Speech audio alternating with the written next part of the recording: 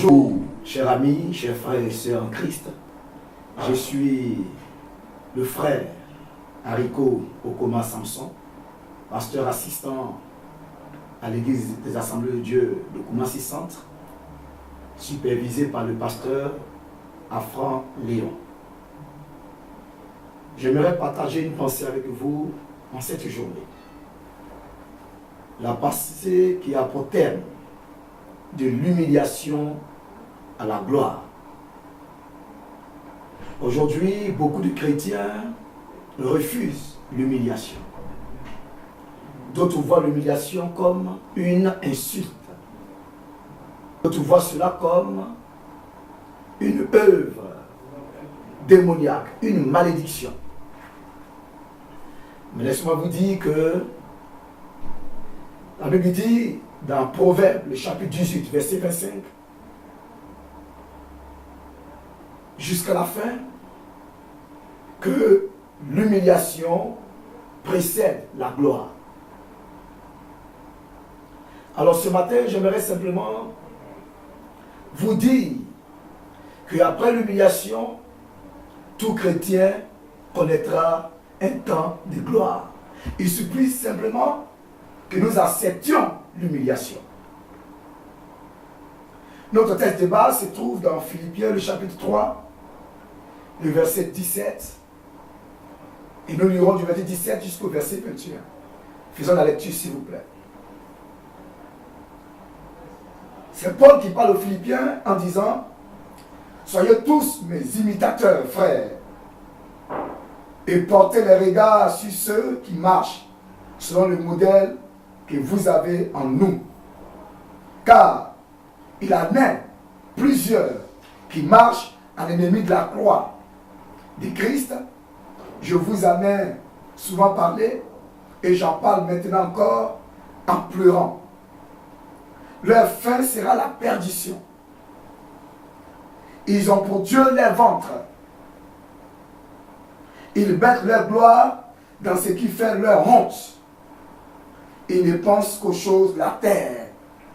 Mais notre cité, à nous, est dans les cieux, d'où nous attendons comme sauveur le Seigneur Jésus-Christ, qui transformera le corps de notre humiliation en le rendant semblable au corps de sa gloire par le pouvoir qu'il a de s'assujettir toutes choses. L'apôtre Paul nous dit que Jésus-Christ transformera le corps de notre humiliation en le rendant semblable au corps de sa gloire par le pouvoir qu'il a de s'assujettir toutes choses. Si nous connaissons des humiliations, nous devons savoir que Christ, un jour, transformera notre humiliation, n'est-ce pas, à un corps de gloire. Un corps de gloire à la dimension de sa personne. Je paraphrase. Alors, chers amis, l'humiliation, qu'est-ce que c'est? Le dictionnaire Robert nous dit que l'humiliation, c'est l'abaissement, c'est l'avilissement, la déchéance, la honte, l'insulte, la prosternation. L'humiliation, c'est avoir un cœur meurtri, connaître la honte, être humilié. Mais la gloire, à côté de cela, qu'est-ce que c'est? La gloire, c'est premièrement la beauté, la splendeur, l'éclat, la popularité. Mais la gloire ne s'arrête pas seulement à la beauté. La gloire va au-delà. La gloire, c'est aussi la dignité. La dignité, la réputation, l'estime. La première gloire qui est à l'image de la beauté, beaucoup de chrétiens recherchent cela. Les hommes du monde recherchent cela. Les jeunes filles se font belles. Les jeunes gens se font beaux. Juste pour se faire voir par leur entourage. Mais cette gloire-là n'est pas la gloire que le chrétien doit, n'est-ce pas, rechercher. On ne doit pas faire des investigations pour cette gloire. Mais la deuxième gloire, que la gloire en tant que dignité, réputation, excellence, dont parle 1 Pierre chapitre 2, le verset 20. Permettez qu'on fasse la lecture. Il est dit, en effet, quelle gloire y a-t-il à supporter des mauvais traitements pour avoir commis des fautes? Mais si vous supportez la souffrance, lorsque vous faites ce qui est bien, c'est une grâce devant Dieu. En faisant ce qui est bien, c'est une gloire. Tu es une jeune fille, tu m'écoutes, tu me regardes. Ton patron veut aller avec toi pour une promotion. Tu es un jeune homme. Tu es courtisé par une femme âgée qui veut aller avec toi. Je te donne les moyens, peut-être. Pour chrétien que tu es, si tu refuses ces situations bizarres que le diable te présente, c'est une gloire pour toi. Toi, chrétien qui ne triche pas à l'école, c'est une gloire pour toi. Tu as une jeune fille qui n'a pas de pommade pour te pommader et qui reste comme ça, qui compte sur le Seigneur, c'est une gloire pour toi. Tu as un jeune homme qui arrive à pardonner celui qui t'a offensé, c'est une gloire pour toi. Cette gloire, c'est la gloire en tant que dignité, en tant que réputation, en tant qu'excellence. La troisième gloire, c'est cette gloire que Dieu seul détient. La gloire en tant que sainteté, en tant qu'éternité, en tant que souveraineté, en tant que perfection, en tant que magnificence. C'est une gloire que Dieu seul détient. Jésus-Christ, dans Apocalypse chapitre 1, du verset 1 au verset 18, quand il se révélait à l'apôtre Jean, Jésus a révélé sa gloire à l'apôtre Jean. Il a montré qu'il était un Dieu de gloire, un Dieu rempli de feu, Dieu rempli de puissance. Jean n'a pas pu, n'est-ce pas, n'a pas reconnu son maître. Il a vu son maître une autre dimension. Si je dis qu'il n'a pas reconnu son maître, ça veut dire Jean n'a pas pu, n'est-ce pas, regarder cette dimension de son maître. Il s'est couché comme mort quand il a vu la gloire de son maître. Cette gloire, c'est cette gloire que nous allons voir dans le ciel, Jésus-Christ dans toute sa dimension de gloire. La Bible dit que son visage était comme le soleil lorsqu'il lui dans toute sa gloire. Alléluia. Notre Dieu est un Dieu de gloire. Parce que la troisième dimension de gloire. Alors, nous devons savoir que nous chrétiens, Dieu veut qu'un jour nous puissions atteindre cette dimension de gloire. Un jour voir Christ tel qu'il est. Être comme lui. Briller comme lui dans le ciel de gloire. Amen. Mon souhait qu'un jour, malgré l'humiliation que tu connais, tu puisses voir Christ dans le ciel de gloire. Nous devons savoir qu'il y a 3 sortes d'humiliation que le monde entier a connues. D'abord, il y a l'humiliation du monde et la gloire éternelle que Dieu réserve au monde. Cette humiliation est l'humiliation par rapport au péché. On voit ça dans Isaïe chapitre 9, le verset 1. Permettez qu'on fasse la lecture. Isaïe 9, 1. Il a dit, le peuple qui marchait dans les ténèbres voit une grande lumière. Sur ceux qui habitaient le pays de l'ombre de la mort, une lumière resplendit. Tu rends le peuple nombreux. Tu lui accordes de grandes joies. Il se réjouit devant toi comme on se réjouit à la moisson. Comme on pousse des cris d'allégresse au partage du butin. Le peuple qui était dans les ténèbres a vu une lumière. Et la lumière a brillé. Bien aimé, les ténèbres sont l'image de l'humiliation du monde. Quand on lit Romains chapitre 1, par le verset 1, du verset 1 jusqu'au verset 20, passant par le verset 22, 23, 24, la Bible parle de l'humiliation par rapport au péché. Je paraphrases des hommes qui iront avec des hommes, c'est l'humiliation. Des femmes qui iront avec des femmes. Des femmes qui changent l'image naturelle de la femme à celui qui est contre nature. C'est une humiliation. Le péché est venu humilier l'homme. Mais à cause du péché, Dieu réserve la gloire pour ses enfants. Alléluia. Il va dire dans Isaïe chapitre 60, à partir du verset 1, lève-toi, sois éclairé, car la lumière arrive. Ta lumière arrive. Et la gloire de l'Éternel se lève sur toi. Alléluia. Le monde entier est envahi d'humiliation par rapport au péché. Mais sur nous, la gloire de Dieu arrive. Comment s'est manifestée cette gloire? Cette gloire s'est manifestée à la personne de Jésus-Christ. Jésus-Christ, Dieu a dit de lui, celui-ci est mon fils bien-aimé en qui j'ai mis toute mon affection. Écoutez-le. Luc chapitre 9. Lorsque Jésus est allé avec ses disciples, le jour de la transfiguration, Dieu va leur dire, celui-ci est mon fils bien-aimé. Bien-aimé, la gloire que Dieu donne au monde se trouve en Jésus-Christ.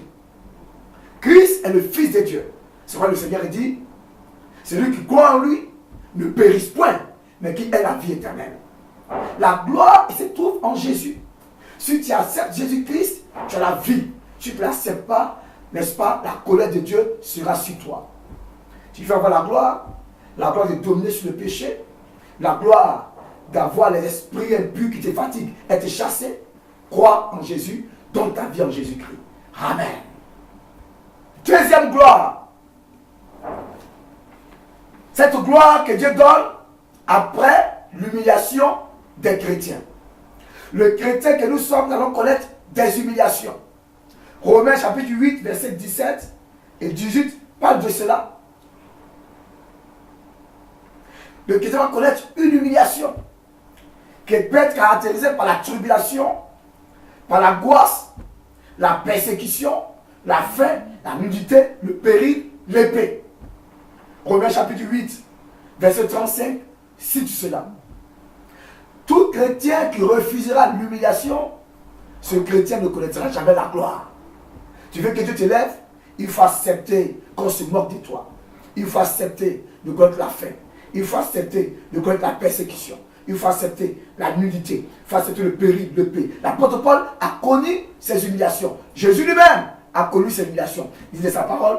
Ce qui est arrivé au bois vert arrivera à nous qui sommes les bois secs. Donc, c'est la deuxième forme d'humiliation. Et cette forme d'humiliation vient à donner à toute l'église de Jésus-Christ. Bien-aimés frères, cette humiliation n'est pas donnée par le Seigneur, même c'est lui qui permet cela. C'est le diable qui vient pour nous troubler, pour nous attaquer, pour nous créer des problèmes. Mais sachez que Jésus a dit dans Jean chapitre 16, verset 33, vous aurez des tribulations, mais sachez que j'ai vaincu le monde. Alléluia. Jésus a vaincu le monde. C'est quoi les problèmes que tu connais maintenant? Ces problèmes ne vont pas durer. Tu as un temps pour mettre fin à ces problèmes. Parce que celui qui t'écrive des balles, c'est Satan. Mais Jésus-Christ a vaincu Satan. Alors, mets ta confiance en Jésus, qui est mort et qui est ressuscité. Mets ta confiance en lui et tu verras la gloire de Dieu dans ta vie. Alléluia. Troisième humiliation, c'est l'humiliation personnelle que chacun de nous connaîtra. Mon humiliation n'est pas l'humiliation de mon frère. Moi, je peux connaître la faim, et mon frère peut ne pas connaître la faim. Son humiliation peut être la persécution. Alors que moi, je suis chrétien, je suis à l'aise, mes parents ne me persécutent pas, mais lui, mes parents peuvent le persécuter. Ça, c'est l'humiliation personnelle. L'humiliation de Joseph n'est pas la même que celle que Job a connue. Joseph a connu la prison. Job a été malade. Job a vu ses enfants mourir. Chacun de nous connaîtra une humiliation. L'humiliation de Paul n'est pas mon humiliation. Chacun de nous connaîtra une humiliation. Ce n'est pas derrière pas ton frère pour vivre. Sache que toi aussi, tu connaîtras une humiliation. Lorsque nous lisons le psaume 107, il est parlé de plusieurs groupes de personnes qui ont connu des humiliations. D'autres ont connu la misère. D'autres ont été rebelles par les péchés. Ils sont rebellés par la parole de Dieu. Ils ont été humiliés. D'autres ont éprouvé la détresse. L'humiliation a plusieurs dimensions. Tu peux travailler chez un homme, mais il te paie mal. C'est une humiliation. Sois patient. Endure cela un jour. Parce que tu sèmes avec l'âme, tu récolteras avec les champs d'allégresse. Toi qui es là, qui n'as rien à manger, Dieu va te lever demain. Tu auras à manger. Toi qui es malade, bien aimé, l'humiliation ne tue pas. S'il y a une humiliation, la gloire, la délivrance viendra. Voici un exemple de l'apôtre Paul, dans Actes chapitre 9, verset 28. La Bible va dire, on va le lire pour terminer, c'est la fin du message. Actes chapitre 9, verset 15. Dieu va dire à Ananias, va, car cet homme est un instrument que j'ai choisi pour porter mon nom devant les nations, devant les rois et devant les fils d'Israël. Voilà. Et je lui montrerai tout ce qu'il doit souffrir pour mon nom. Alléluia. Dieu va montrer à Paul, par l'entremise d'Ananias, ce que Paul va souffrir, n'est-ce pas, dans son ministère. Paul a souffert. Et dans Actes, le chapitre 28, le verset 30, la souffrance de Paul va prendre fin. Paul qui a fait beaucoup de prison, et il a reçu 40 coups moins 1. L'apôtre Paul a souffert. Mais regardez ce que la Bible dit ici. Dans Actes chapitre 28, versets 30 et 31. Paul demeura 2 ans entiers dans une maison qu'il avait louée. Il recevait tous ceux qui venaient le voir, prêchant le royaume de Dieu et enseignant ce qui concerne le Seigneur Jésus-Christ en toute liberté et sans obstacle. Amen. Paul va prêcher en toute liberté et sans obstacle. Le temps du repos est réservé à tous ceux qui servent le Seigneur. Un jour, le temps de repos te sera donné. De tranquillité te sera donné. Où tu vas manger à ta faim. Tu vas te nourrir à ta faim.